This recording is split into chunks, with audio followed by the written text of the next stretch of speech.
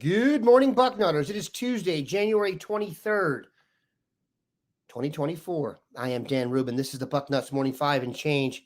Unfortunately, I think the show was mistakenly scheduled for 10:50 a.m., and we're coming to you Eastern time about an hour and 50 minutes ahead of time there. So we apologize for that. Some glitch, but got a great show for you today. The Dean, Bill Kurelic, Mark Porter, the Grand Poobah, will be here to try and put in perspective the overflow of just ridiculously good news we've gotten. But first, you know what time it is. Manscaped time. And they've outdone themselves. Excuse you. Roses are red, violets are blue. Trim your balls and your date will thank us too. What's up, fellas? Valentine's Day is knocking, and Manscaped is the remedy for what the love doctor ordered. His prescription? The all-new Performance Package 5.0 Ultra, designed to elevate your grooming game and shine like the heartthrob you are. Join the 10 million men worldwide who trust Manscaped with our exclusive offer. Go to manscaped.com and snag 20% off plus free shipping with the code BUCKNUTS.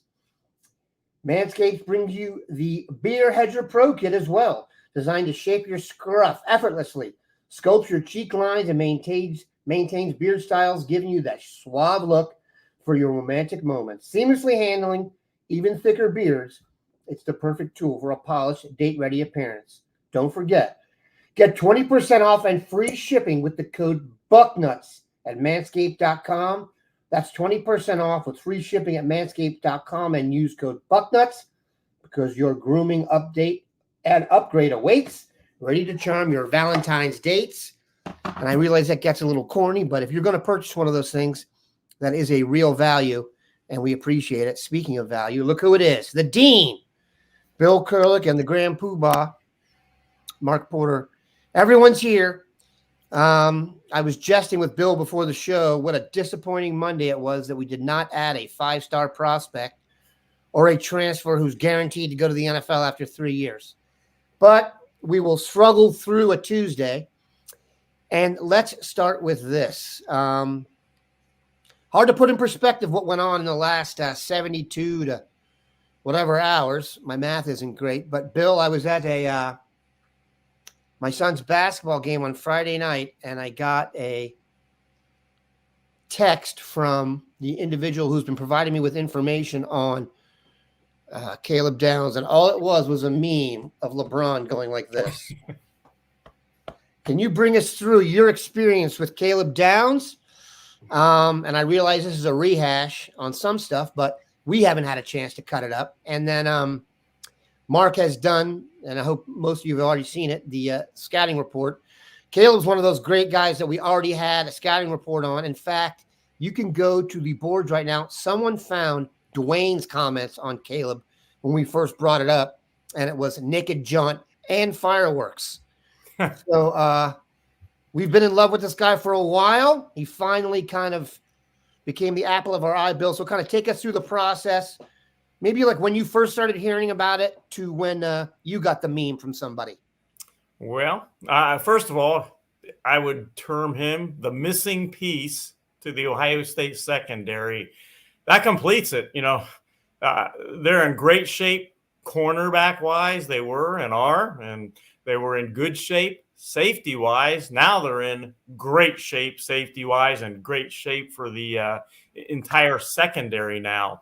Of course, as soon as Nick Saban retired, I had the article about 10 guys to keep an eye on as far as transferring to Ohio State, and he was number one.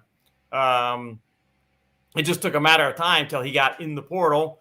Once he got in the portal, you pretty much knew, or we pretty much knew, it was going to be Georgia or Ohio State. There was confidence on the Georgia side of things that he was going to go there. Then on Thursday late day, Ryan Day, Tim Walton and company made their stop, made their pitch, as the saying went out there. You know, they went down there with a blank check. I don't know that I would necessarily say that, but obviously any recruitment of that nature involves the NIL.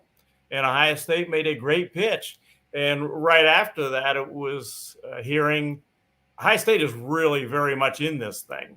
It was interesting, though, that I was told, though, that Georgia still felt good about things into Friday. I was told they still felt good about things early in the day Friday. Then I got another text saying maybe Georgia doesn't feel quite as good about things anymore.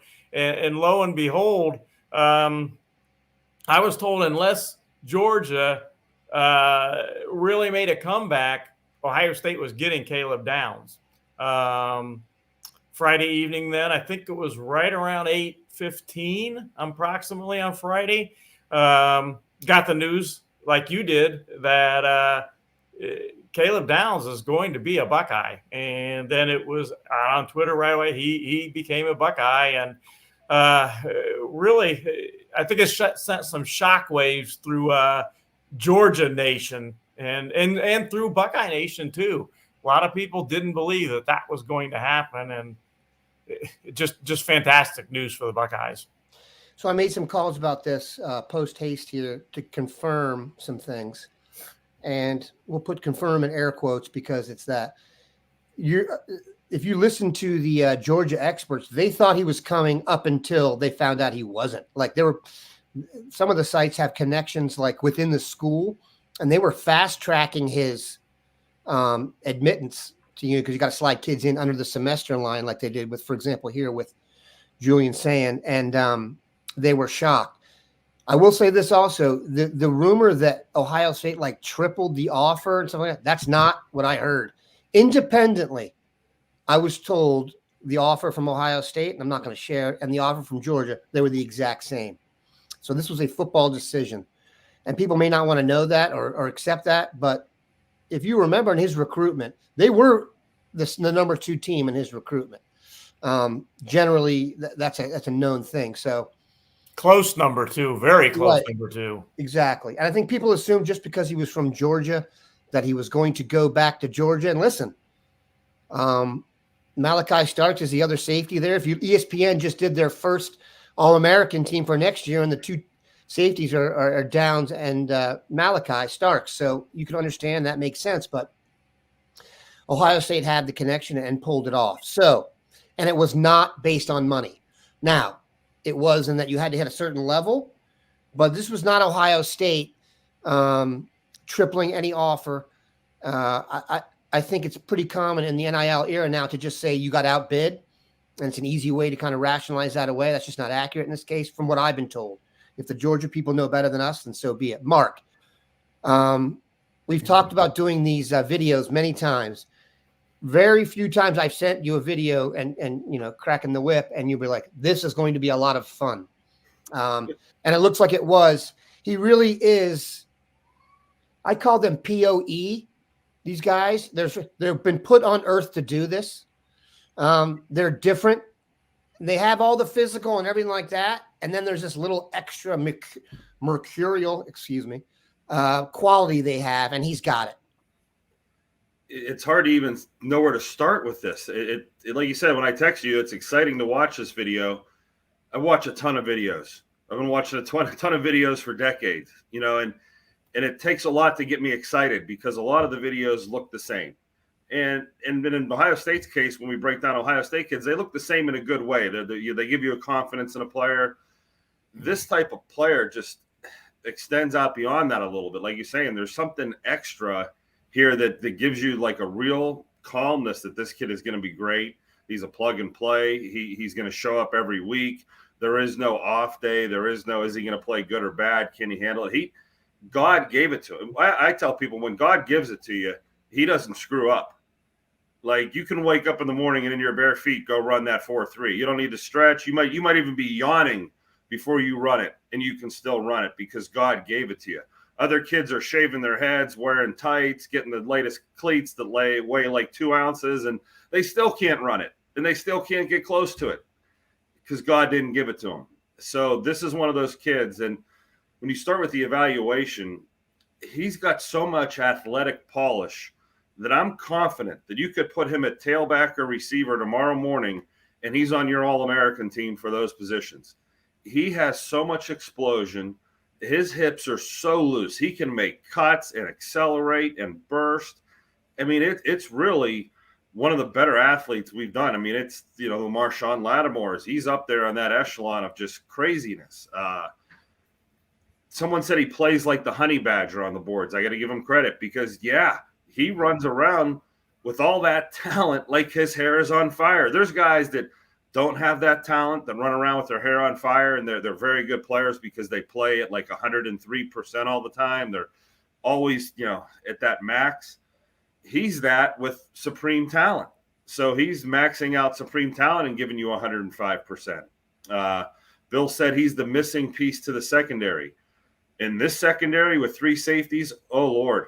Yeah, because he can line up and be a corner like that. He can line up and be a linebacker like that. He can line up and be a deep over-the-top safety, and he can do all those things on one play because he can start up at the line of scrimmage and start backing out and through all 3 phases. Like, what is he? Is he man-to-man? Is he a linebacker? Or is he, like some guys like Sonny Styles may not have all 3 tricks, and I don't mean to cut on Sonny Styles, but he's so big and he's so – he fits more the linebacker mold. And when you see him over the top, you're like, that might not be his best role back there.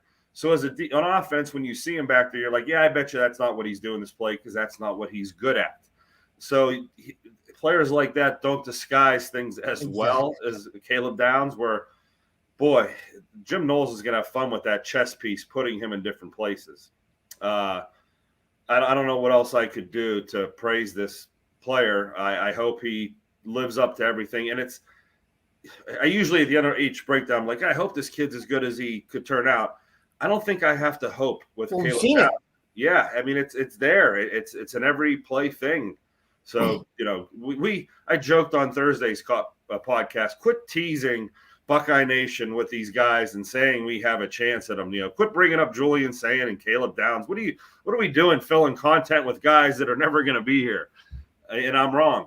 So there we go. I would be remiss if we just didn't thank Nick Saban for choosing now to retire, because that really is a major domino in all this. You need to have some luck. And that's just, I've said this several times, but I really hope everyone just takes a minute and just does this. Take yourself back to the day when everybody transferred out, that kind of mass exodus. And literally, you could hear in the streets people running around with their hair on fire and just losing it. If you would have written down and handed to someone what was going to happen in the next several weeks, I know this is said often like, oh, you couldn't write that. It'd be a Hollywood story. People would think you were crazy, legitimately insane. It was like, no, we're going to get Julian Sayin and Caleb Downs and Will Howard and Quinshon Judkins. And, oh, by the way, everybody but Mike Hall is going to stay that could stay. And they'd be like, sure. Come on. It's incredible. So here's another thing. And I get it. We still need an offensive lineman. Okay. You don't get any points for writing that 7 times. We all know. Okay. It's coming. Let's give them the benefit of the doubt to what they've done thus far, though. That would then think they could pull this off and get 1 tackle in the spring. So, Bill, that's going to be the question everyone's asking. What's left? Well, go back and with the route they took. Number one, they had a plan. They were going to try to retain as many of those guys that could go to the NFL as possible. They checked that box off as well as possible. Now, when you do that, it's not going to leave a lot of openings when you're signing 20 guys, 21 guys to your recruiting class and you're retaining so much of your roster that could have gone. It's not going to leave a lot of portal openings, so to speak. So they took the targeted approach, and they've really hit on pretty much all the targets except a great plug-and-play offensive tackle. Now, you say, well, Julian Sayin, that wasn't necessarily a target. They didn't need to get another 2024 quarterback in the class. But you have a great player out there that wants to go to your school. You don't say no. And that's what happened with Julian Sayin. Great prospect. very interested, wants to go to Ohio State, you take him. And they did. So that basically leaves I should say 1.5 boxes maybe to check off. The one box obviously is tackle, offensive tackle. I'd say the half box is linebacker. When you look at linebacker, the linebacker room is okay, and we'll see if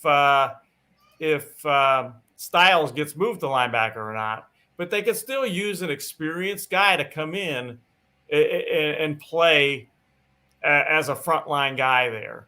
The Elarm Orns, that was a guy that they made as a potential priority. He made an official visit. They didn't get him, but we've got an entire portal to go in the spring to check off that 1.5 boxes.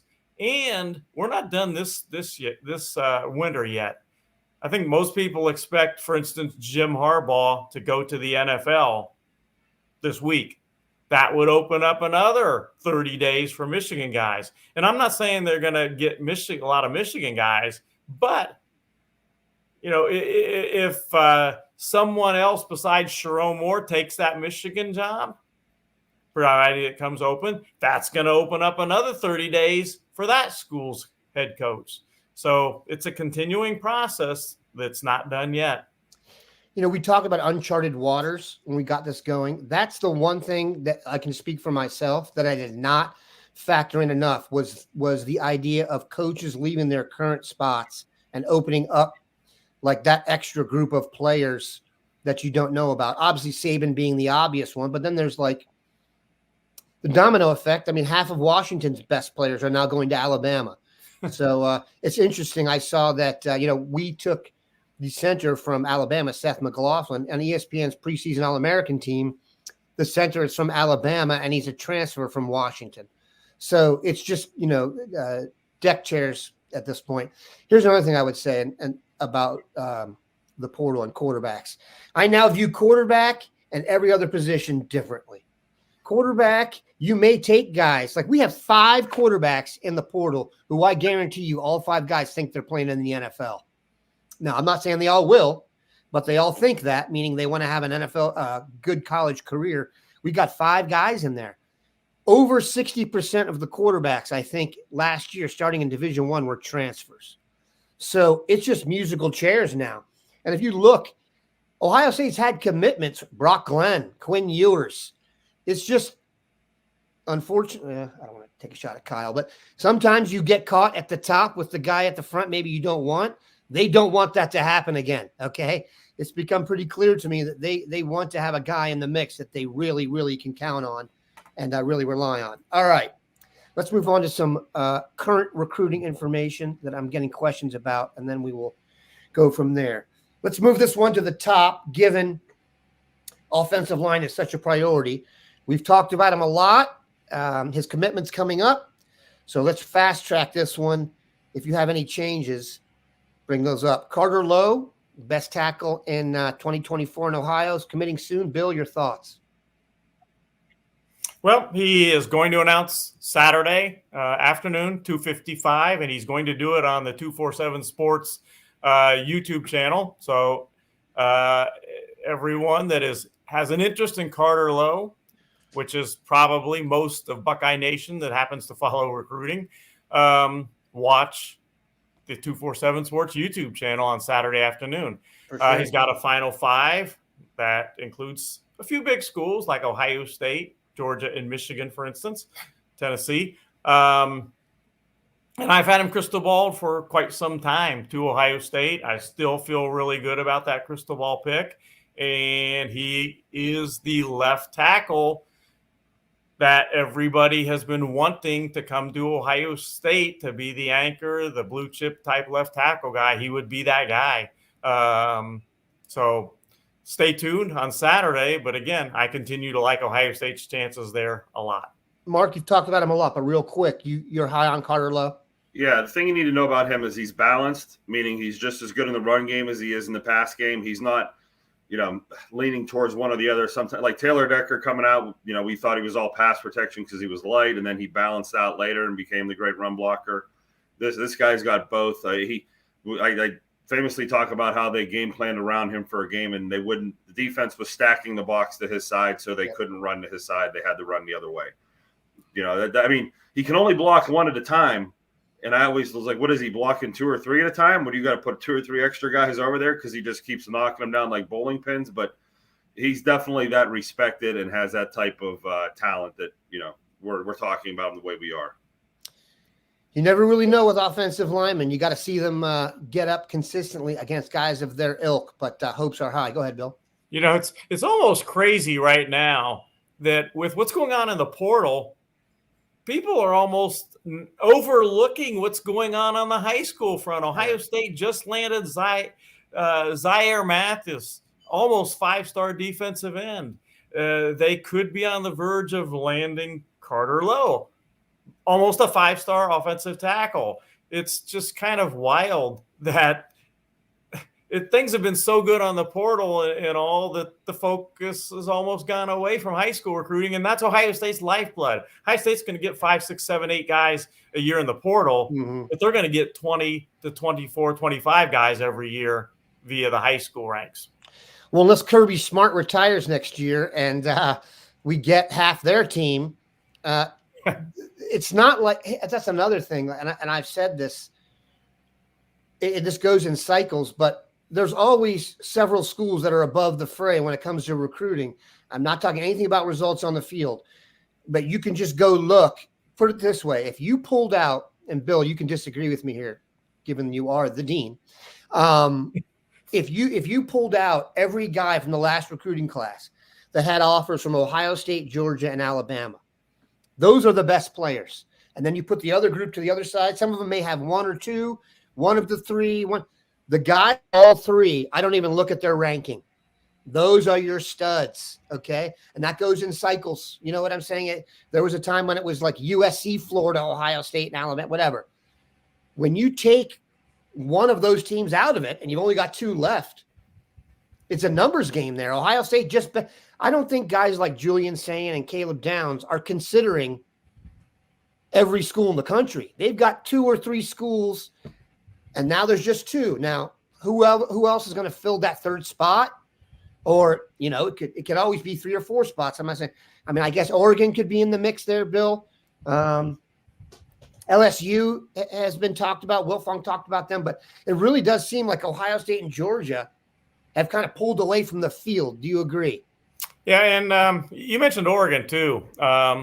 They're a big player in these major recruitments now. In fact, tight end Nate Roberts, who is the number 1 Ohio State target at tight end for 2025, he visited Ohio State on Saturday, went very well. You know where he is this morning? He's at Oregon this morning, or yesterday too. So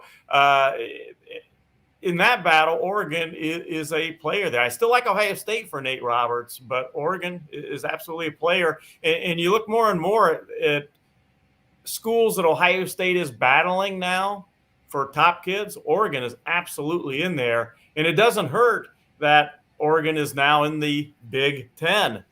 So you can use that in your recruitment both ways. Kids out there can come to Ohio State, and Oregon can recruit kids in this part of the country that Ohio State is recruiting. So they're certainly a big player in all this now too. No, definitely. And there's a certain sex appeal to Oregon with like their 9 jerseys and Nike and stuff like that. And seriously, when you go Google what the facilities are like at Oregon,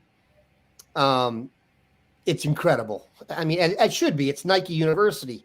But it's really, really impressive. Okay, speaking of Texas, I do agree with the people who are commenting. Texas could also be that team to get in the mix. They outdueled Ohio State for Brandon Baker in this cycle, and they've got everything you need there. And Sarkisian, I think, has established himself. That was an important run to the playoffs. But speaking of Texas, Bill, people are asking about Dorian Brew. The one-time Clayton, Ohio, Northmont star transferred to Conroe, Texas, where his dad actually is an assistant coach. He had his commitment scheduled for soon, has pushed it back, and people are worried that might have been bad for Ohio State, given everyone was thinking he's coming here? Your thoughts?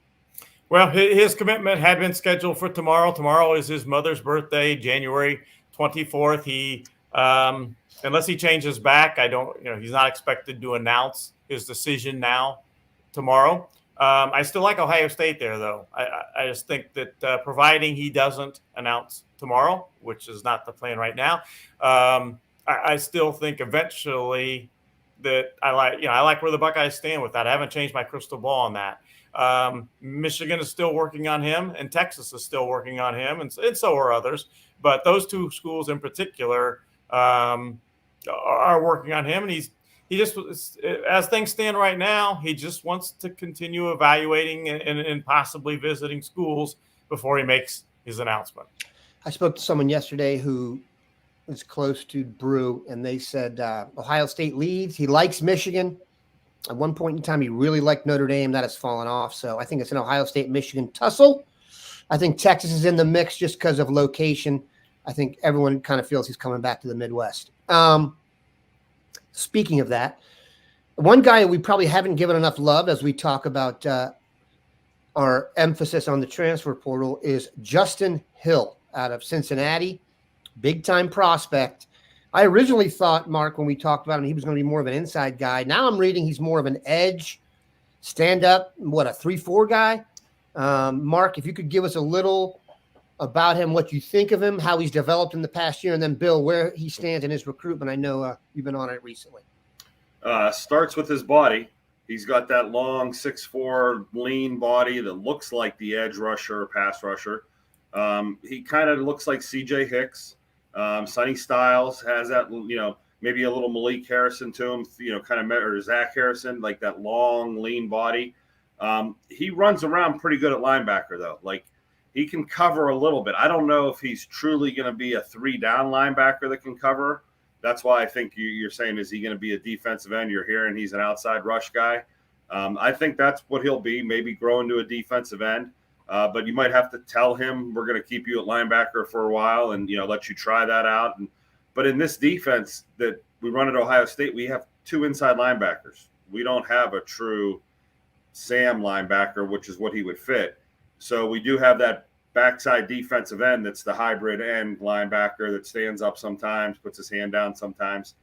So in our defense, he would have to be a safety to truly play that Sam or outside linebacker role, which I don't think he maybe moves as well as Sonny Styles, although they have the same body. So that's kind of the way my mind's eye sees him fitting in. I mean, I got a chance to see him earlier in the season, and if we go back to that podcast, I came back on a high of, wow, look how great he is, and it was exciting to go down there and see him make plays. He's up there. And Bill, you nailed it. We're not as excited about these high school kids as we used to be because we're so enamored with the portal kids. But most days, yeah, Justin Hill, you'd be like hoping he could be a plug and play in a year or so and fill some of these roles. Now you're like, we got him. We don't have to worry. We'll find a portal guy to, while he's in there baking and getting ready for a year or two, we'll have someone else holding the spot. But yeah, the excitement should be a little higher. Great. Oh, I was going to say, when I went down this season to Winton Woods to watch them, Winton Woods' head coach, Chad Murphy, who is one of the top coaches in the state of Ohio. He does an excellent job down there. He told me, he said, Bill, you're going to be really impressed with Justin Hill. Well, he didn't lie. That night, Hill was tremendous. And he lined up as an edge guy, rushing the pass. I mean, he gets after the quarterback. He really does. And I think he had a couple sacks that game, interception, a pressure. He was just tremendous. At one point, I was really, really close to crystal balling Justin Hill to Ohio State early in the process. I liked Ohio State a lot, but he had continued to really evaluate and visit schools and all that. I still tended to like Ohio State, but I wasn't quite as sure. This past weekend, he visited Ohio State for the recruiting day on Saturday, and they did a really good job of recruiting him on Saturday. They showed him they haven't used the jack position in the defense. They didn't use that much this past season. but they showed him how, Justin, you are the guy. If we had the jack position in the dictionary and we needed a picture there with it, Justin, your picture would be right there. That's your position. They did a really, really good job of recruiting him this weekend. Now, we have been talking about Oregon. Well, guess where Justin Hill is going this weekend? To Oregon. So, again, Oregon's a player in all this. I'm sure he's going to like it out there. Very few recruits go out there and don't come back impressed. But I'm kind of back to really liking Ohio State a lot in the battle for Justin Hill.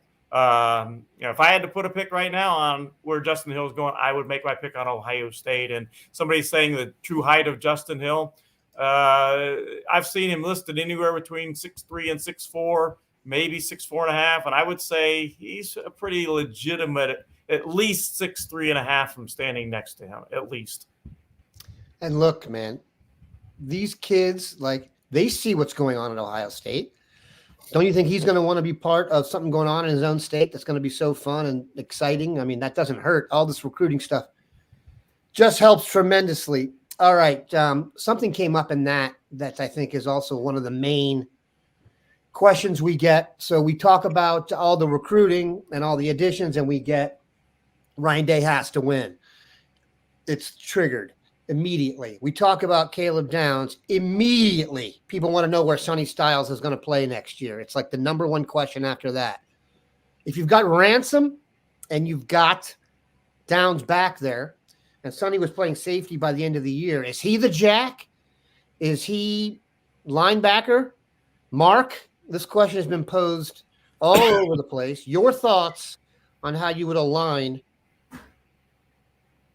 Eric Styles, I believe his name is really Sonny Styles. Is that right? Yeah. Yeah. And without knowing what the coaches are thinking, spring ball is going to be the chemistry lab for that, where they're probably going to let him, do a couple different things and see how it works out. I personally think Sonny Styles has been a linebacker coming out of high school. I thought he was getting kind of heavy to be an over-the-top safety, and that just God made certain people to do certain things. And quit fighting City Hall. You're a big athlete that can run. We have little athletes that can run, that can play those little positions back there, and you can get away with 5'10", 5'11", 6-foot guys. You don't need 6'4" back there. That being said, he's good enough in coverage where he's a matchup nightmare. The same way some guys on offense are a matchup nightmare. Sonny Styles can go lock down your tight end, can go stand out there with bigger receivers and, present a little physicality to him. I don't have a beat. When I see the Ohio State coaches next, I'll start, maybe poking around, like see if I can get a feel for what they would like to do. But it's the writing's on the wall with that. It just, he's such an interesting freak that people want him to be the next Taylor Mays or Sean Taylor, this freakish guy that it's almost like he's a video game Madden character that you really want to use on your defense because he can wreak havoc. But in real life, you just don't need to do that. It's overkill almost. And I'm always, that bump down theory where you're moving players down. I'm trying to get as much speed on the field as possible. So if I can get a faster guy in the secondary for Styles and I can move him down as a faster guy for a linebacker or a defensive end, I've just improved the speed of the team defense. And that's what you want to do to create the fastest defense possible out there, at least in my humble opinion. I misspoke. It's not Eric, it's Alex. Let's make sure. Some other questions. Bill, now that we are according to Josh Pate, the apex predator in the transfer portal, do you think they'll get Keon Keeley back in the mix? I have not heard anything concrete that would lead me to believe that that's going to happen.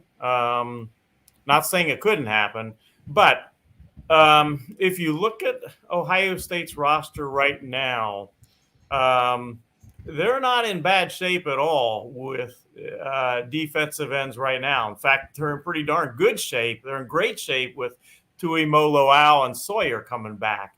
So they don't necessarily need to add a defensive end out of the portal at this point.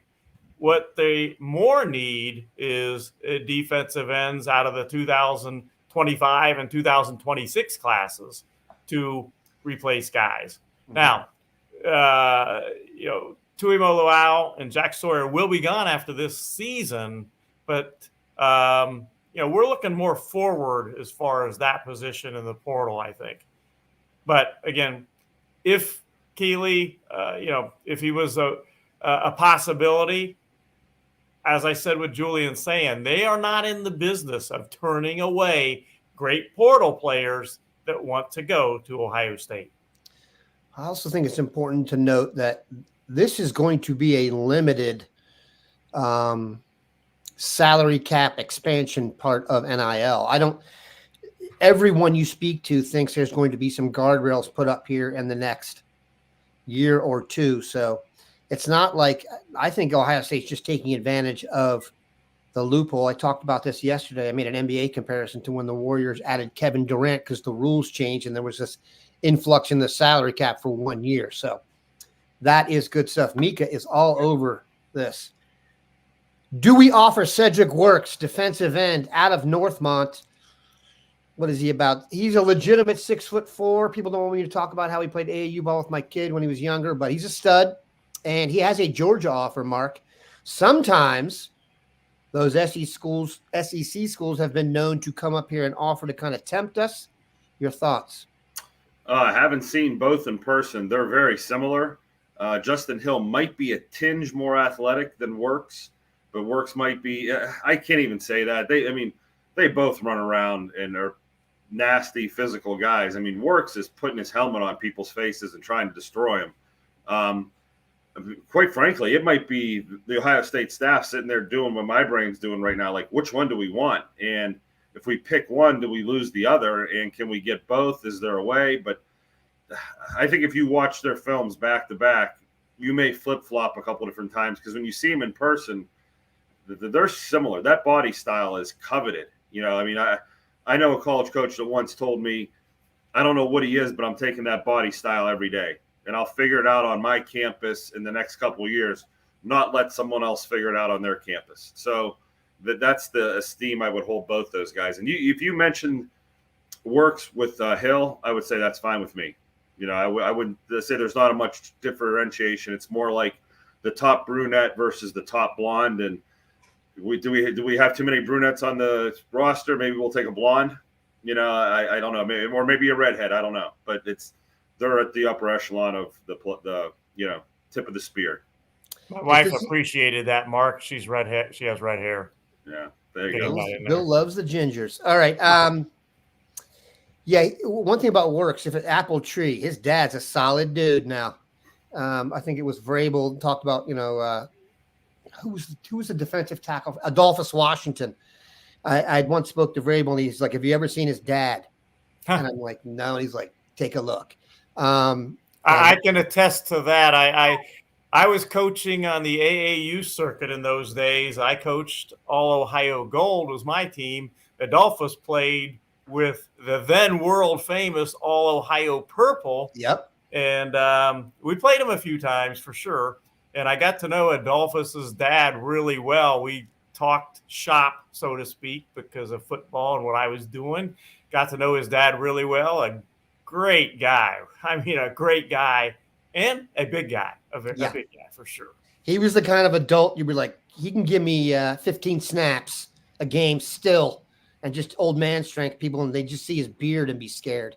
Guys like that. So, and Cedric Works has thinned out a little bit from when he was a youngster, but he's maintained his athleticism. If you watch him play, but he's the starting center on the basketball team, pretty well coordinated, but he's like a shot blocker, defensive. Ohio State has had a long litany of football players that were awesome basketball players.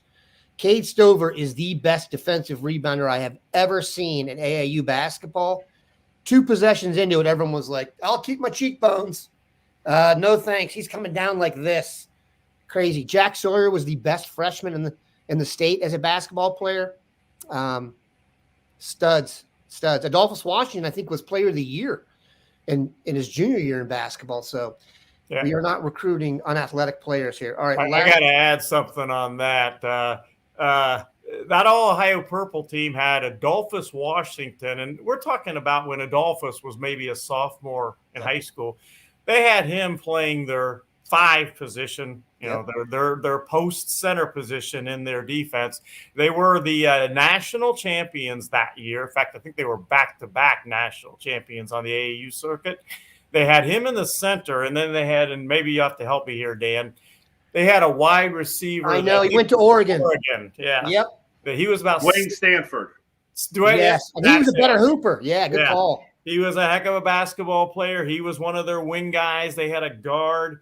They were incredible. And I'm always a man-to-man coach. We basically never played zone. So we're playing all Ohio Purple on, some of the venues are middle school type venues, smaller courts. And all Ohio Purple played a pressure 2-3 zone with Adolphus right in the middle and Sanford out on the wing and all. And we're trying we can't hardly get off a shot no matter how fast we move the ball because it's a smaller court and those guys were incredible. And if we did get it inside, Adolphus was right there with his 6'4" and 240-pound body to say, no, you're not coming in here and doing that. It reminds me of a time when, and I know everyone loves the basketball talk, someone like Adolphus, not that in a game drove, and I yelled to one of my sons, take a charge. And he looked back at me like, you take a effing charge. I'm not doing that. He was probably right. And yes, JT Tuamola started for Seattle Rotary, which is in the EYBL, and he was a stud. Yeah, JT is a big-time athlete. Okay, I think we're done. We appreciate these guys stopping by. That's 40 minutes of pure infotainment. Keep it locked in here, people. We will have a Julian Sayin breakdown coming from Mark. I don't know, if we're going to have any more 5 stars to add in the next 24 hours, but it's Ohio State, so who knows? We appreciate these guys stopping by. Have a good one, Bucknutters.